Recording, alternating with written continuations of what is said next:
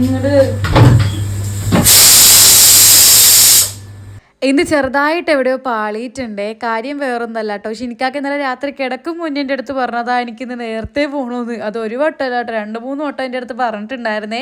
ഞാനതൊക്കെ ഓക്കെ ഒക്കെ പറഞ്ഞിട്ടാട്ടോ കിടന്നത്. പക്ഷെ ചെറുതായിട്ട് ഞാനൊന്ന് ഉറക്കത്തിൽ പെട്ടുപോയിടാ. അതുകൊണ്ട് തന്നെ കുറച്ച് ലേറ്റ് ആയിട്ടാണ് ഞാൻ എണീറ്റത്. എനിക്ക് എന്തായാലും മനസ്സിലായി ഞാനിന്ന് നാസ്ത ഉണ്ടാക്കിക്കാൻ നടക്കൂലെന്ന്.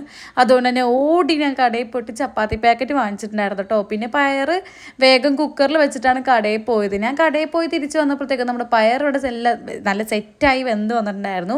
വേഗം അത് കറിയാക്കി. പിന്നെ ചപ്പാത്തിയും ചുട്ടു, ചായയും കാച്ചിട്ടുണ്ടായിരുന്നേ.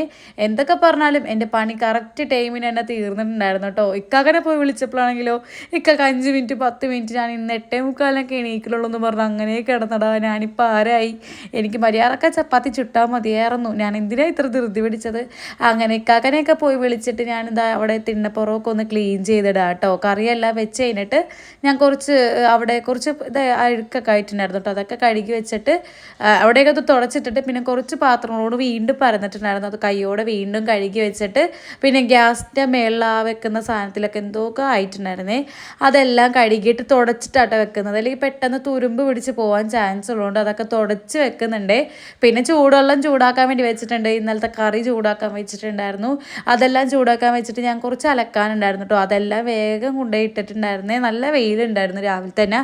അതലക്കാനിട്ടപ്പോഴത്തേക്കും മൈനൂസിന് ചായയൊക്കെ കൊടുത്ത് പിന്നെ അവളെ ഞാൻ നേരെ കുളിപ്പിച്ചൊക്കെ കയറ്റിയിട്ടുണ്ടായിരുന്നേ. അവളെ പരിപാടിയൊക്കെ കഴിഞ്ഞിട്ടുണ്ട്. അങ്ങനെ അവളെ കുളിപ്പിച്ച് ഞാൻ ഡ്രസ്സൊക്കെ ഇട്ട് കൊടുക്കുക കേട്ടോ. കയ്യോടെ അവളെ ഡ്രസ്സൊക്കെ ഇടിപ്പിച്ച് അവളെ മാലയൊക്കെ ഇട്ട് കൊടുത്ത് അവൾ കുറച്ച് നേരം TV ഒക്കെ കണ്ട് അവൾ ഫുഡ് കഴിച്ചോളൂ കേട്ടോ. അവൾ തനിയെ ഇപ്പോൾ ഫുഡ് കഴിക്കുന്നുണ്ട്. അപ്പോൾ ഞാൻ എൻ്റെ പണി നോക്കാമെന്ന് വിചാരിച്ചു.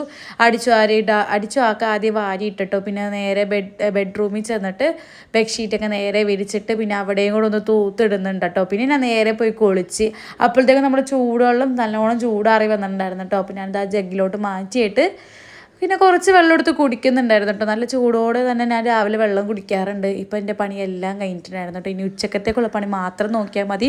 അപ്പോൾ ഞാൻ എന്തായാലും ഇത്ര റെസ്റ്റ് എടുക്കട്ടെ. നമ്മളെ വീഡിയോ ഇത്രയുള്ളൂ. നമ്മളെ കുഞ്ഞു വീഡിയോ ഇഷ്ടപ്പെടുന്നെങ്കിൽ ലൈക്ക് ചെയ്യാനും സബ്സ്ക്രൈബ് ചെയ്യാനും മുറുക്കരുത്.